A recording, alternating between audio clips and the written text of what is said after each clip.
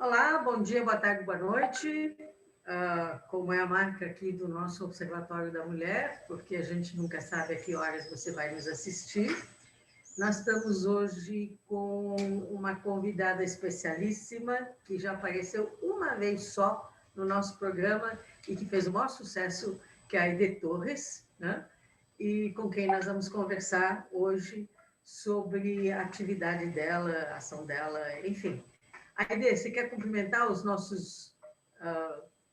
nossa audiência, por favor? Sim, sim. Diga. Então, como é que é? Bom dia, boa tarde, boa noite. Ok. Depende do horário que as pessoas vão assistir, né? E Uhum. estou muito feliz de estar aqui de novo para conversar com você, Raquel. Eu também fico muito feliz, Aide. A gente se conhece de longa data, né? Você, tanto quanto eu, trabalha com pesquisa também, né? Pesquisa qualitativa. E a gente se conhecia profissionalmente, depois a gente foi ficando amiga.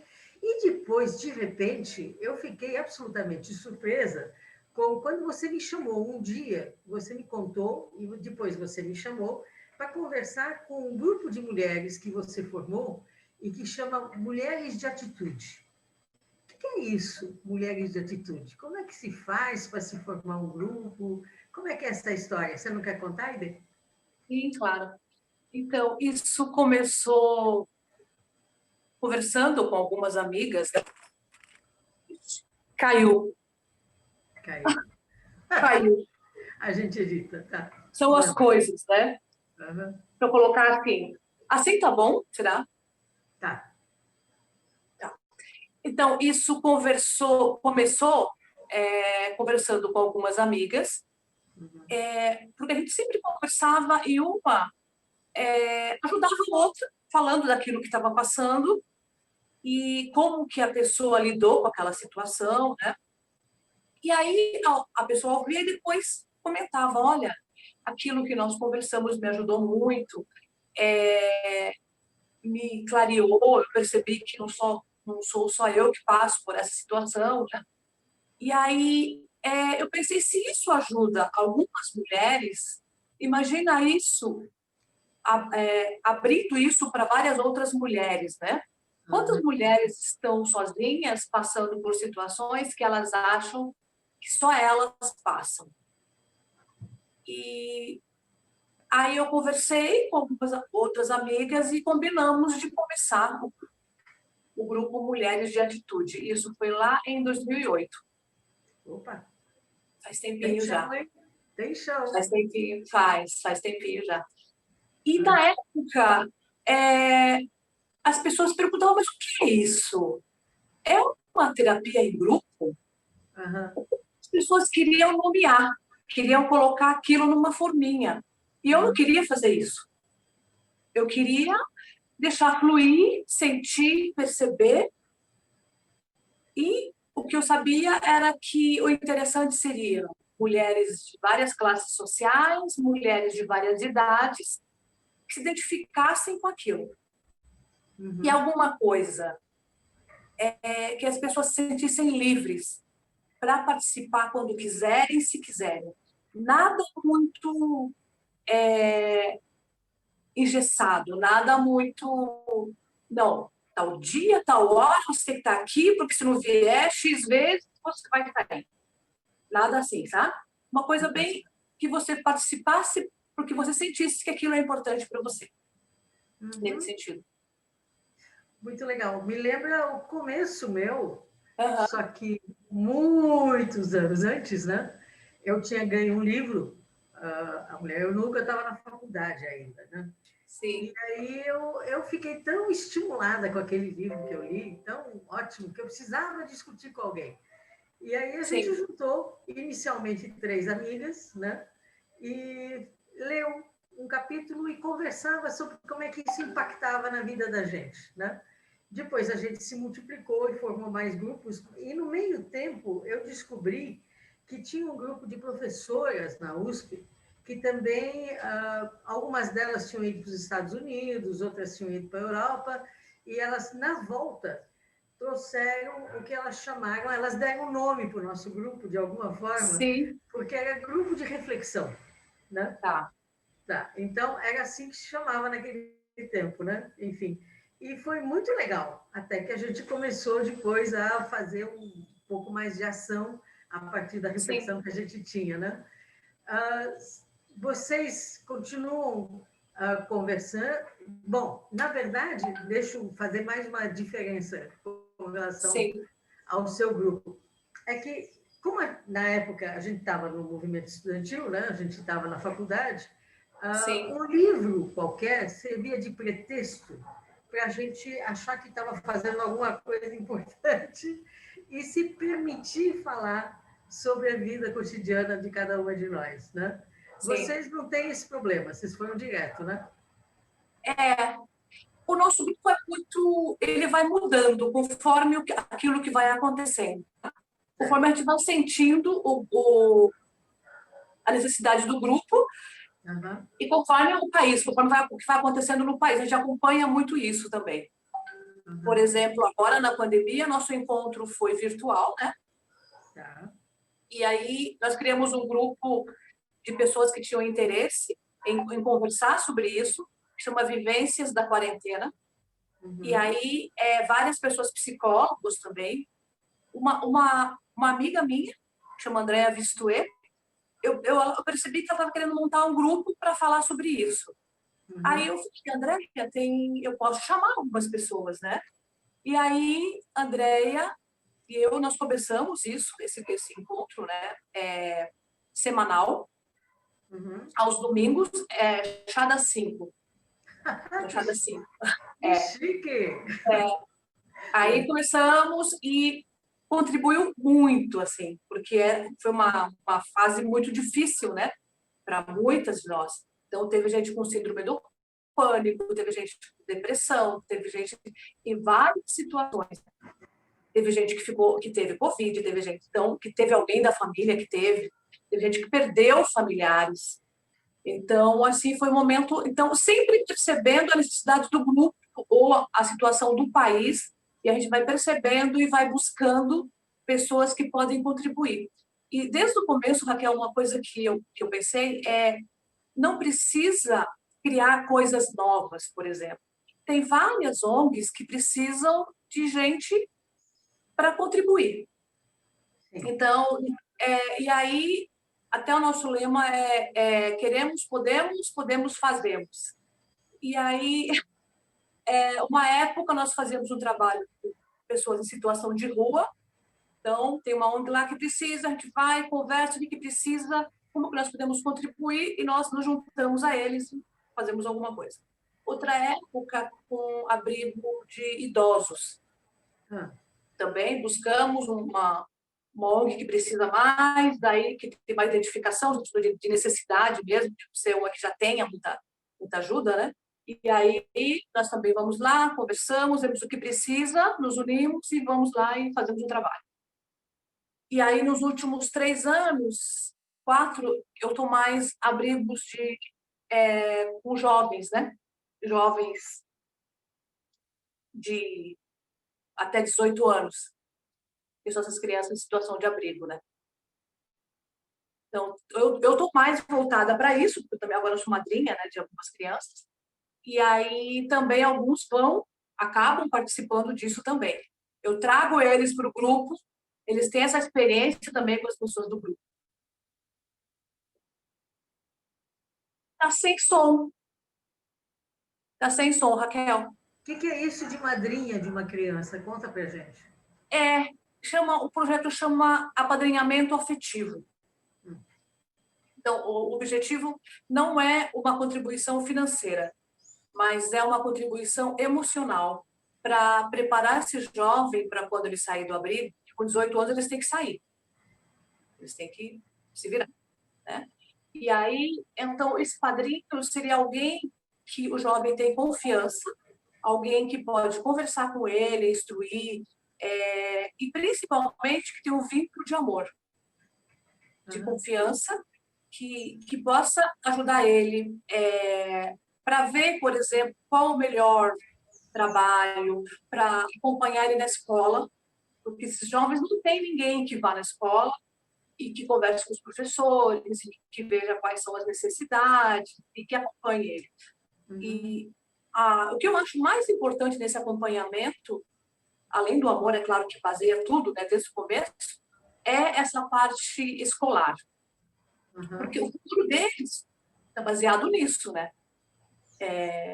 Então, esse acompanhamento escolar, para mim, é uma coisa muito gratificante e eu vejo uma grande mudança na vida deles. Eu comecei com um e não foi muito fácil, foi bem difícil, foi um desafio muito grande, eu cresci muito com isso, aprendi muito. Então, foi uma coisa muito forte na minha vida, muito importante, assim, de crescimento. E aí, quando eu percebi que já dava para ter um outro, aí eu tenho um outro filhado, e depois, agora no ano passado, eu percebi que já podia ter uma menina. Aí veio uma menina. Uhum. E aí veio a pandemia, então nós nos vimos poucas vezes, mas nós conversamos sempre. Uhum. E eu acho que isso é uma coisa também, Raquel, que precisa ser muito divulgado. Uhum. São cerca de 47 mil jovens em situação de abrigo, Ô, louco. tá? No Brasil. É muita gente. E eu acho que a sociedade civil tem que contribuir com isso, tem que fazer a parte dela. Uhum. É uma coisa que eu quero trabalhar mais daqui para frente. Eu quero me empenhar mais para trazer mais pessoas, mais famílias para fazerem esse trabalho. É só você que está fazendo isso no Mulheres de Atitude ou tem mais Tem pessoas? muita gente interessada, Uhum. tá? Elas participam comigo no sentido de que eu trago os jovens, né? Eles conhecem, eles conversam, eles fazem amizade.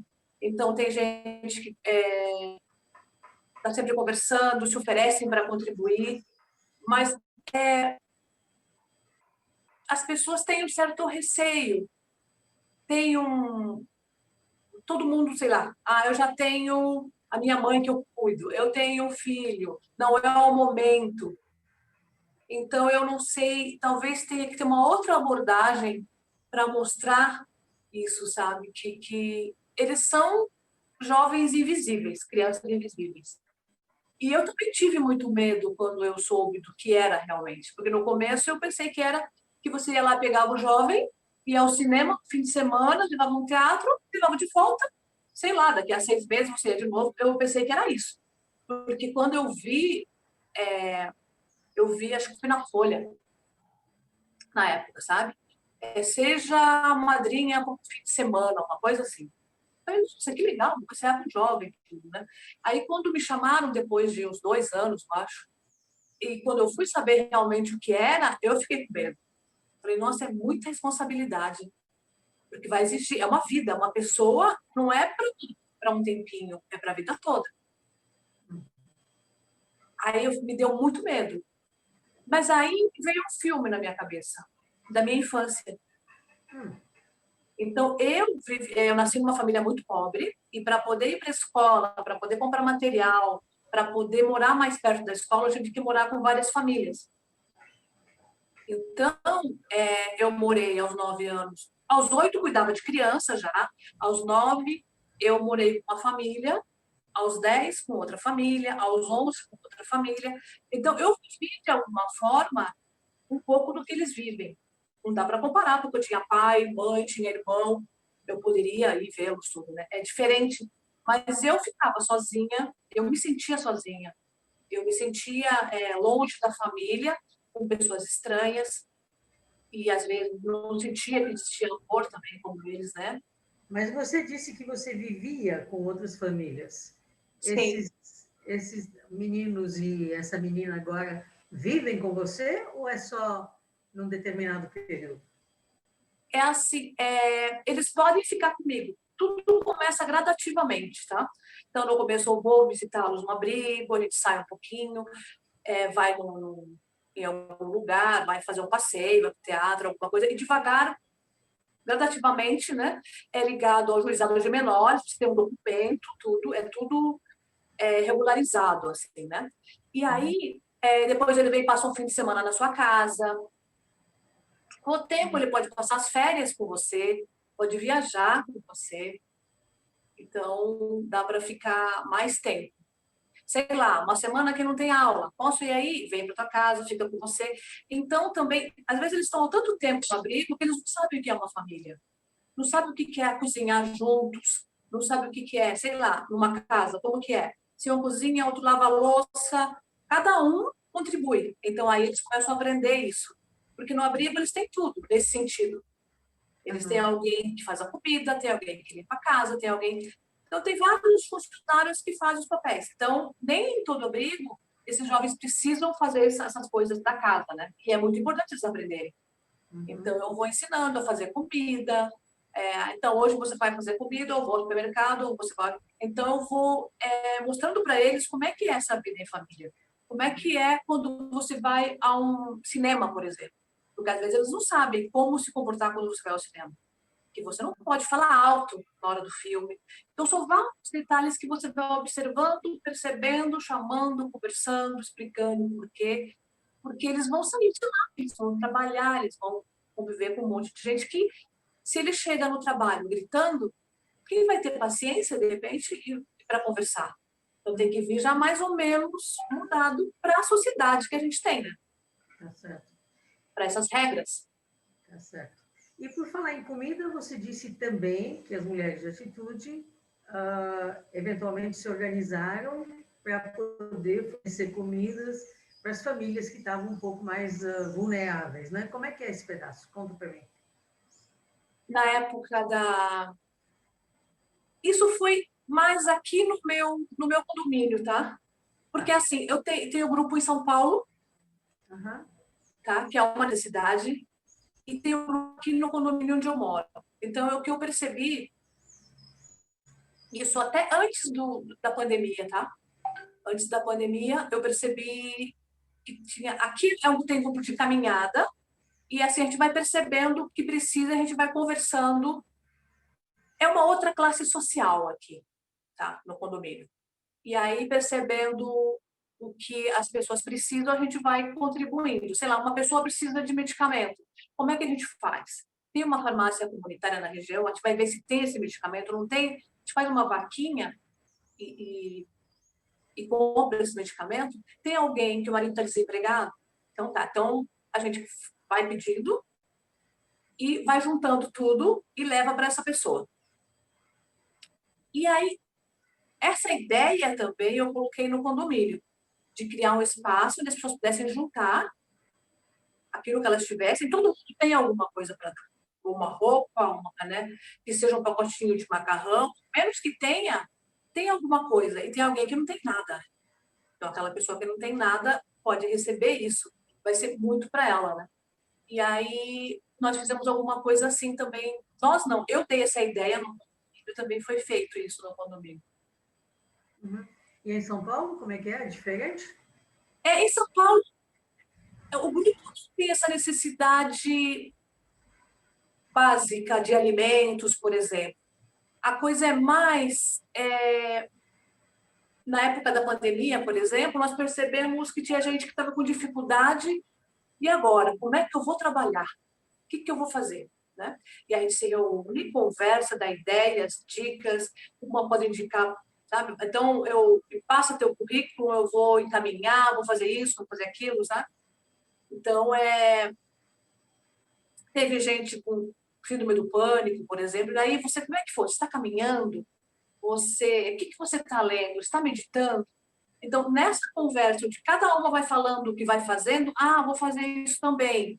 Vou ler isso, vou fazer meditação. Então, uma vai ajudando a outra para poder passar por essa situação da melhor maneira possível, né? Que foi uma situação bem delicada, assim. Teve amiga que perdeu pai e mãe. Complicado, né? Sim. Certo. E me conte uma coisa, Mulheres de Atitude é um grupo feminista? É um grupo feminista. O que faz pelas mulheres ou pelo feminismo? O que estão pensando fazendo? Então, o que eu percebo que uma contribui muito para o crescimento da outra e vai mudando esse olhar. Por exemplo, que a gente vê muito lá fora, esse preconceito, né? Mulher onde tem mulheres, tem fofoca, tem não sei o quê. Então, a gente vai vendo que não é assim, tá?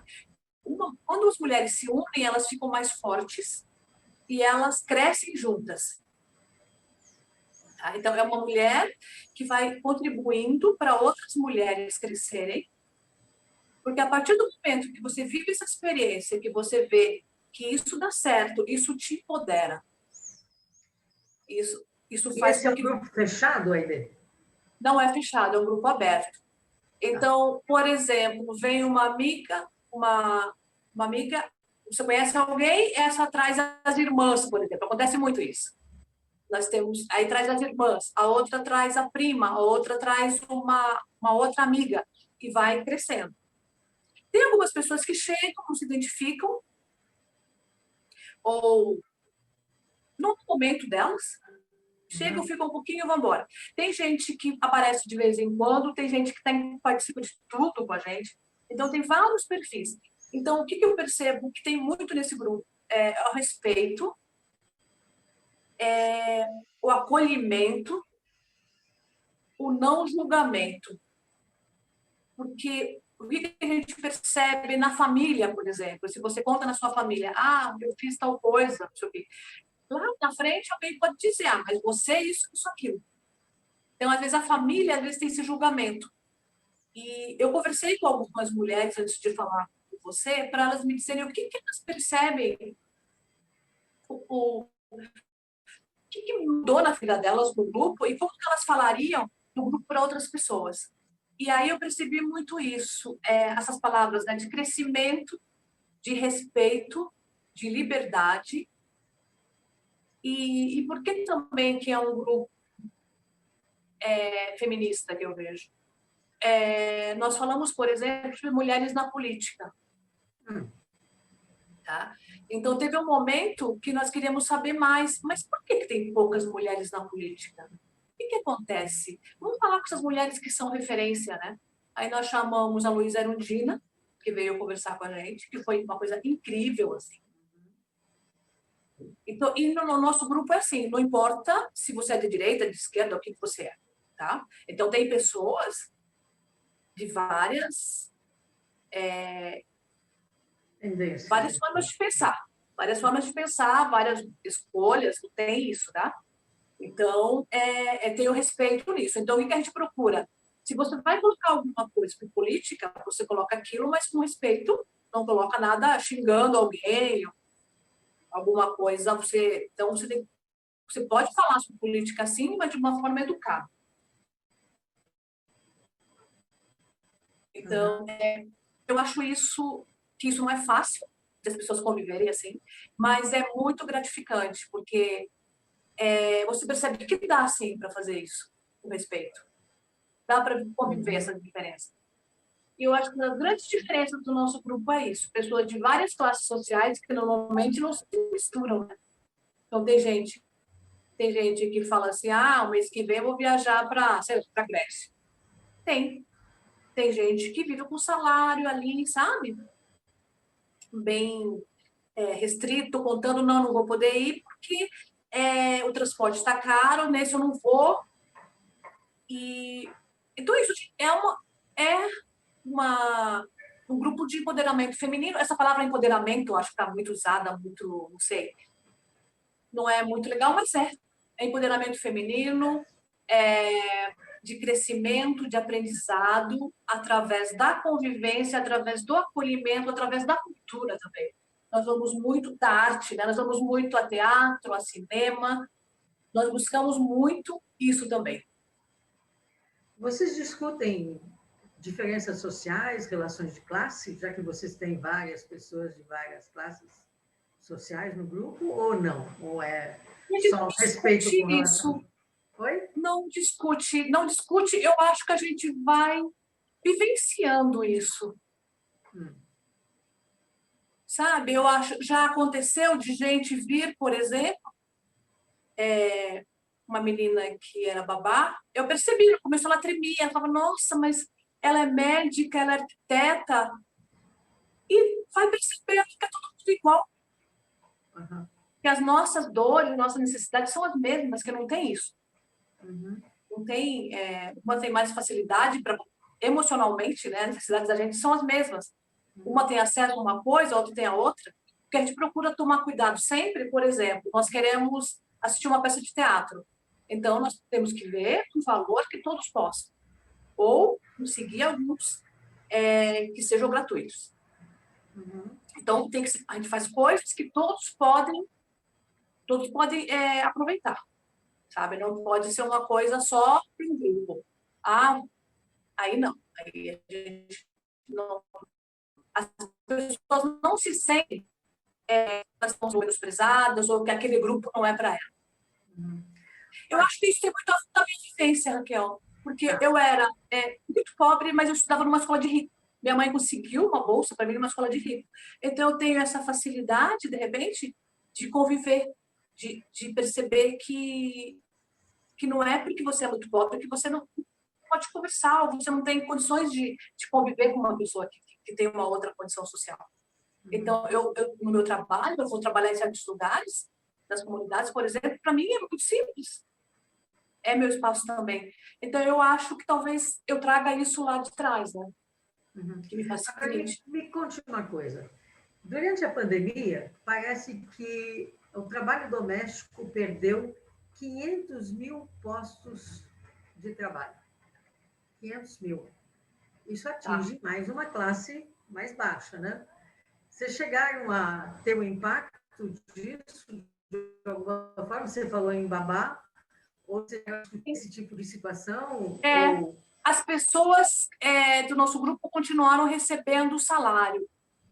Não teve esse impacto, assim. Agora, eu percebi, por exemplo, aqui onde eu moro agora, que é Guarulhos, eu percebi a necessidade de cesta básica para várias pessoas, por exemplo. E como eu estava fora de São Paulo, mas eu contribuí com alguns grupos, assim. Aí eu falava, eu vou contribuir financeiramente. Eu percebi muito mais isso aqui em Guarulhos, né, que é uma região muito mais carente. E aqui teve uma necessidade muito grande, assim. Então, as pessoas sobreviveram muito cestas básicas que várias pessoas contribuíram. Mas a solidariedade na classe mais baixa é grande. É maravilhoso ver isso. Eu vejo muito isso. Eu percebo isso claramente. Perfeito. Agora, vocês discutiram mulher na política, por que tem poucas mulheres na política? Por que precisa ter mais mulheres na política? Por que precisa ter mais? Precisa? Eu acho que principalmente mulheres da periferia, mulheres que sabem quais são as necessidades de uma mulher, por exemplo, de família, mulheres que trabalham longe de casa, por exemplo, que deixa filho em casa, que precisa da escola por mais tempo. Eu acho que é fundamental ter essas mulheres na política. Porque hoje você tem o quê? A maioria homens brancos, de uma classe mais alta. Então, esses homens são o quê? Tem empresas por trás que patrocinaram e eles estão lá, ou tem o pai que já era da política, alguém que já era que está lá. Né? Você tem pouquíssimas mulheres. O que eu percebo, por exemplo, que é difícil para a mulher entrar na política, porque, primeiro, que ela tem já vários afazeres, né? Ela tem a família, ela tem o trabalho, ela tem que chegar em casa e dar conta de tudo ainda. Então, a mulher está sobrecarregada. E aí, quando ela vai para conhecer alguma coisa da política, o que a gente já faz já é política, né? Por exemplo, o que nós fazemos já é política. Mas quando ela vai fazer uma política institucionalizada, uma política num partido político, né? O que encontra, muitas vezes? Encontra o machismo. Então, a gente percebe muito isso ainda no Brasil, mesmo nas nossas famílias a gente percebe isso. Né? Então, não é uma coisa para dizer que o machismo não existe. Existe sim, tem que ser olhado, E tem que ser mudado isso. Todos nós vamos pensar como é que era 15 anos atrás, 10 anos atrás. Então, eu acho que quando a gente pensa dessa forma, a gente percebe ainda que dá para conversar, que dá para aprender, que a coisa pode mudar, mas tem que ter a boa vontade. Então, o que a gente percebe muito? A mulher, por exemplo, ela está ali para fazer anotações. A mulher está ali para dizer que tem mulher. Tem aquela coisa de que, não, nós somos diferentes, né?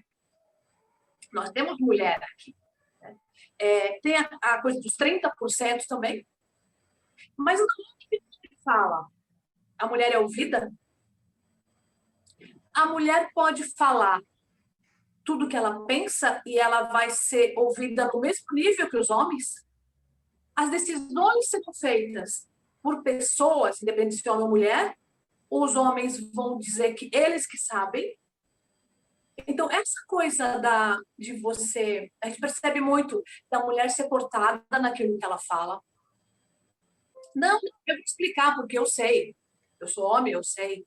Né? Não, mas isso que você fez, isso daí não está correto. Né? Então, tem várias formas de diminuir a mulher. Então, isso a gente percebe nas casas, isso a gente percebe em vários ambientes, e na política não é diferente disso. Então, de repente, ela vai, ela tenta, e aí percebe esse machismo, percebe que ali ela vai gastar muita energia para tentar fazer alguma coisa. Aí ela pensa, mas para que eu vou fazer isso? O que eu ganho com isso? Porque quando ela vai, é pensando no coletivo, em mudar o ambiente que ela vive, né? Mas ela chega lá e enfrenta tanta coisa negativa, tanta coisa querendo barrar ela, que isso tira a energia dela. Então, assim, tem muita coisa para mudar ainda nesse sentido. Aide, nós somos 52% da população. Na Sim. capital de São Paulo, nós somos 54,1% das eleitoras. Né? Eu acho que não é à toa que aumentou, por exemplo, o número de... Assim, e nós temos cotas também, que acabam colocando que pelo menos 30% dos candidatos e candidatas de cada partido tem que ser mulher. E 30% da Sim. verba tem que ir para as mulheres. Né? Sim. Acontece que, bom, hoje nós temos um aumento das candidatas a vice-prefeita, que chega a mais ou menos 40 e pouco, 44%, alguma coisa assim. Mas como candidatas a prefeita, nós temos só 13%. O que aumentou bastante é a quantidade de candidatas à vereança. Né? Sim. Essa questão de cotas, 30% de verba, tá legal? É o suficiente? Eu acho que isso está mais do que na hora de mudar isso. Por que 30%? Uhum. É 50-50 ou 54%, né? Depende de quantas... é São Paulo? Quantos são mulheres? Tem que ser isso. Então, assim, por que 30%? Parece que você está dando uma coisa... você pode, vou te dar um pouquinho, vai vendo como é que é isso, sabe? Vou te fazer um favor. É uma coisa... 30% por quê? Quem decidiu isso? Olha, como não tinha nem isso... Já foi um passo. Então, já foi um passo, agora está na hora de um outro passo. Se hoje tem muitas mulheres para cargo de vereança, vamos ver, né, quantas vão conseguir chegar, e tem poucas para prefeita, mas já é um passo. Às vezes, pode ser que essas mulheres estão entrando ainda, agora no começo, indicadas por homens, por acharem que elas, né, são as pessoas, né? Às vezes nem é a pessoa que deveria estar lá, porque ainda é um começo, mas já é um passo. É muito importante ter mulheres lá, Raquel, porque as outras mulheres estão se espelhando nelas. Então, quando uma mulher aparece, aquilo é fundamental, porque as outras se espelham nela. Nossa, eu também posso. Você está levando a voz das outras mulheres. Então, por isso que, em muitas situações, às vezes falam, mas por que você ficou tão brava com a situação? Não é só por mim. não é só a ideia que está sendo calada, são muitas mulheres que estão sendo caladas. Eu não sou uma pessoa só, a gente representa muitas mulheres. Sabe, criancinha, a pergunta clássica, o que você quer ser quando crescer? Parece que no tempo em que a Dilma era presidente, tinha menininhas que diziam quero ser presidente, né? Sim. E passou a fazer parte do imaginário das mulheres, né? Hoje está mais embaixo, né? Sim. Eu sinto hoje como se a gente vivesse um pesadelo, assim, que a gente não imaginava. Mas eu acho assim que a gente vai sair disso fortalecida, porque a hora que a gente percebeu que isso estava acontecendo, eu acho que as mulheres pensaram: o que eu posso fazer para mudar isso? Pesadelo, que pesadelo que nós estamos vivendo. Porque a gente não imaginava que ia ter um cara como esse na presidência, por exemplo. Misógino, machista, sabe? Homofóbico, tudo de pior que pode ter. E a ministra do Trabalho, das mulheres, do trabalho não, das mulheres, da família, etc. e tal, o que você acha dela, hein? A tal da Damares. Então, as mulheres que não se representam. Então, é assim, tipo assim, eu tenho raiva de vocês. Eu sinto isso, sabe? Então, isso aqui, Acabou sabe? sem voz, espera aí. Vai, Sem vai ter que voz. repetir isso. Vai ter que repetir isso porque tua voz não saiu. O que eu percebo, assim, as mulheres que ele escolheu para o governo, tá? A Damares, que ele escolheu, não nos representa. Então, tem tanta mulher no Brasil que poderia estar nos representando lá. E aí ele escolhe uma mulher que as duas de menino, que rosa para mulher, sabe? Sabe? Então, que fala umas coisas assim que você fala que a menina lá de 10 anos queria que a menina tivesse filho. Sabe? Que é contra o aborto. Sabe? Então, assim, não é para dizer que ela faria aborto, mas é para dizer que as mulheres podem mais morrer por causa disso. As mulheres pobres, porque as ricas estão lá muito bem, né? Elas pagam, elas têm uma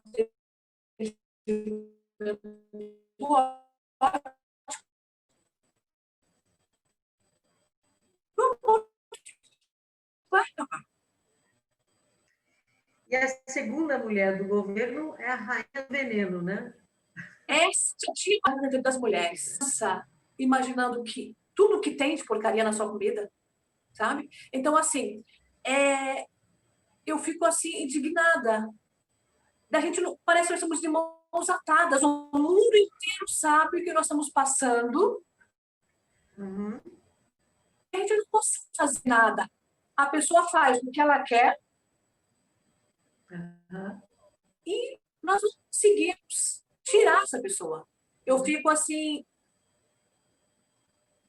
tomando cuidado para não adoecer com tanta coisa, tomando cuidado para usar uma energia para construir, para me fortalecer e não me colocar para baixo. E é isso que eu acho que a gente tem que fazer, sabe? Se unir, se fortalecer, olhar para frente. Bom, agora nós temos isso. E daqui a 4 anos? E daqui a 8 anos? Eu pensei muito nisso, Raquel, quando a Marielle morreu, sabe? Eu falei, eu não vou chorar. Eu vou guardar isso para ser ação, para se tornar uma ação. Ah, está acontecendo isso? Eu estou indignada, mas como que eu posso transformar isso? Uhum. Pois é, como é que a gente pode transformar no momento no qual, na verdade, o Brasil está voltando para trás em vez de para frente, né? Nós estamos voltando para o mapa da fome, do qual a gente tinha saído, né? Sim. Nós temos um ministro da Economia que, na verdade, está querendo inventar impostos ou, enfim, não mexer na fortuna dos mais ricos e milionários, né? Está Sim. na hora de taxar as fortunas, né? Para poder ter uma assistência razoável, né? Com relação com relação ao pessoal que está perdendo emprego, que está trabalhando muito, está se arriscando, está saindo na rua e não está ganhando o suficiente, né? Tanto é que nós Sim, estamos voltando, fome voltou a ser um problema fundamental, né? E a perda dos direitos dos trabalhadores e das mulheres, né? Nós estamos sim. perdendo os nossos direitos de um jeito absurdo. Ainda na semana passada, eu entrevistei a Junéia, da CUT, Junéia Aham. Batista, e ela falou que fizeram uma pesquisa, né, e que 47% das mulheres entrevistadas que estão trabalhando se queixaram de assédio no trabalho. E não fazem nada por causa da impunidade ou por causa da perseguição que elas podem eventualmente sofrer. Então, cadê os nossos direitos e cadê a gente ter, enfim, ir para frente, né? Sair do mapa da fome.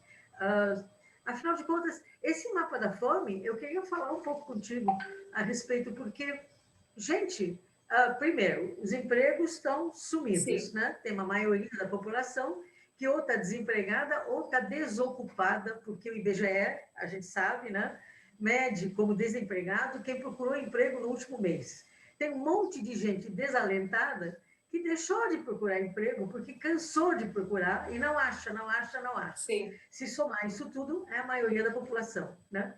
E, por outro lado, o Brasil produz grãos de montão, né? Sim. E está tentando ocupar o espaço da Amazônia, o espaço enfim, de outros cantos para poder produzir mais grãos para expor. Na verdade, essa reserva que o governo devia ter de grãos e que poderia garantir a segurança alimentar da população que precisa disso, sumiu. Então, o preço da comida está subindo, enquanto o emprego e o trabalho e a grana está caindo. Meu Deus do céu, como é que nós vamos sair dessa aqui? Pois é, Raquel. Parece tão simples para mim quando eu penso assim, bom, uma porcentagem desses grãos ficar no país e não deixar aumentar a cesta básica. Isso Era tem o que que ser acontecia antes, né? antes. Antes O gás de desse cozinha, por exemplo, o gás de cozinha tinha que ser no valor X. E pronto, sei lá, R$ 40. E, né? Então, são coisas básicas. Se a fome do povo não te comove, não mexe com você, o que que mexe com você? Se a saúde do povo não mexe com você, o que que mexe com você? Uhum. Dizem, inclusive, que o MST está fornecendo produtos a um preço razoável, né?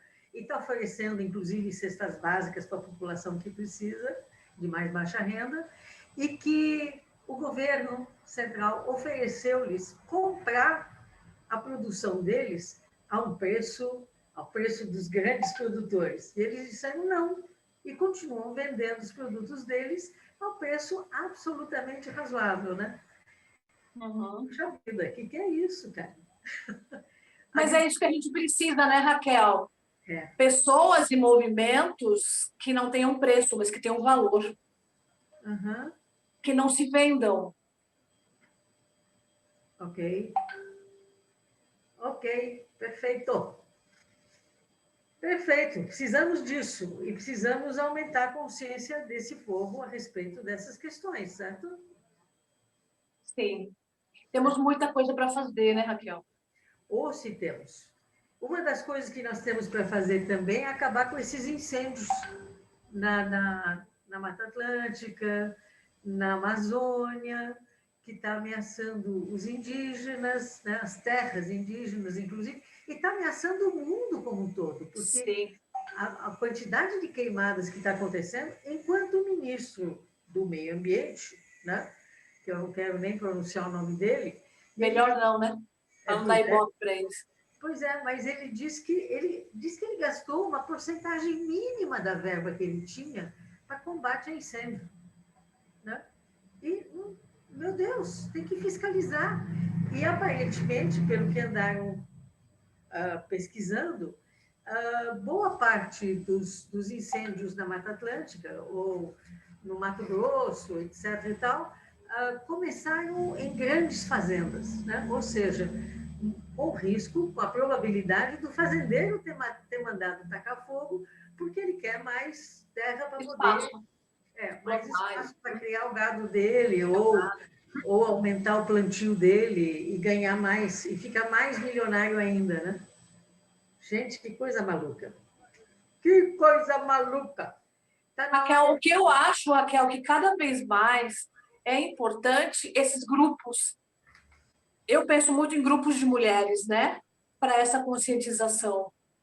Eu acredito muito nos grupos, na formação de grupos, para ver novas alternativas, por exemplo, as hortas urbanas, para as pessoas verem que dá para viver diferente.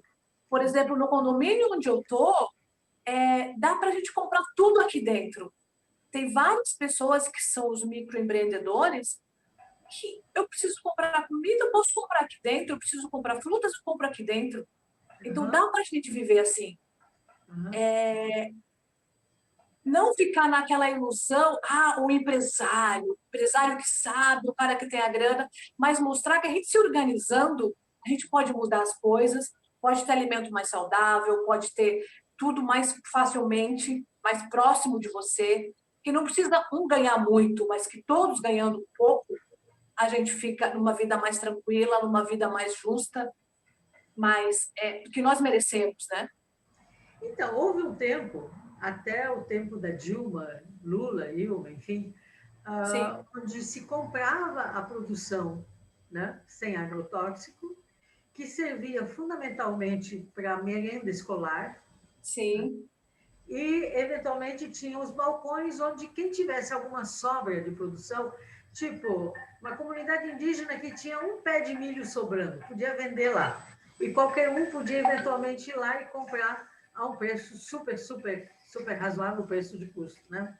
sim, Hoje, né, está se falando de volta às aulas em vários cantos, e, na verdade, tem algumas escolas, inclusive, que são parceiras da prefeitura local e que sim, acabaram recebendo a verba para comprar diretamente a merenda escolar.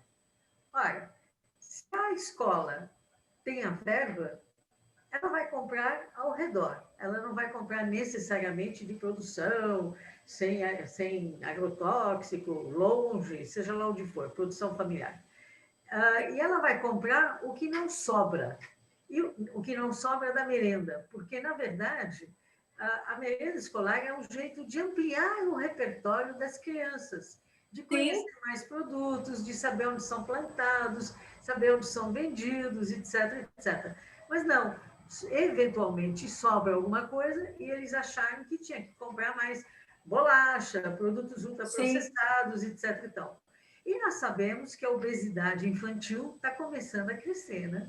Sim, E isso é prognóstico para outras doenças quando ficarem adultos, para um aumento do índice dessas doenças quando ficarem adultos. Isso sem falar da pandemia, né, Aide? Porque eu me sim, surpreendo de não ouvir com a devida frequência as pessoas dizerem que a obesidade é um problema de risco para a pandemia. É mais um fator de risco para a pandemia, né? E se nós sim, engordarmos as nossas crianças, meu Deus do céu, o que acontece, né? Que coisa maluca. Enfim, está na hora de pensar em produção saudável, está na sim, hora da gente pensar em ensinar o que comer, ensinar a comer adequadamente e permitir o acesso a esses produtos, né? De sim, modo que, puxa vida, eles sejam promovidos, eles sejam encontrados facilmente, eles consigam um transporte mais barato e, portanto, poder chegar na mesa do trabalhador de um jeito mais barato, né? Enfim, está na hora da gente aprender a comer, né, Minha? sim, promover a saúde, né? Promover saúde. É isso aí. Aide, nós estamos com 5 minutinhos. Você quer encerrar esse papo e fazer algumas recomendações a respeito de como é que a gente deve fazer diante desses problemas todos que a gente levantou e o que as mulheres podem fazer especificamente quando elas se organizam? Eu acho que as mulheres precisam conversar mais, se unir mais. Se cada mulher juntar 5 amigas para conversar e chamar pessoas de fora, a gente vai perceber que uma fortalece muito a outra. Uhum. E uma aprende muito com a outra. Eu acredito muito nisso, sabe? Como solução para muita coisa. Uhum. Porque a partir dali começam as ideias, a partir dali você se fortalece, a partir dali você vê outras possibilidades, amplia o teu conhecimento. Então, coisas que você não imaginava, que pareciam distantes, chegam até você. Se abrir para outras mulheres, para ouvir outras mulheres, para pensar em soluções. Eu acho que isso é fundamental. Eu aprendo muito com isso. Eu acho que eu ganho muito com isso, por isso que eu tenho vontade que outras mulheres façam isso também.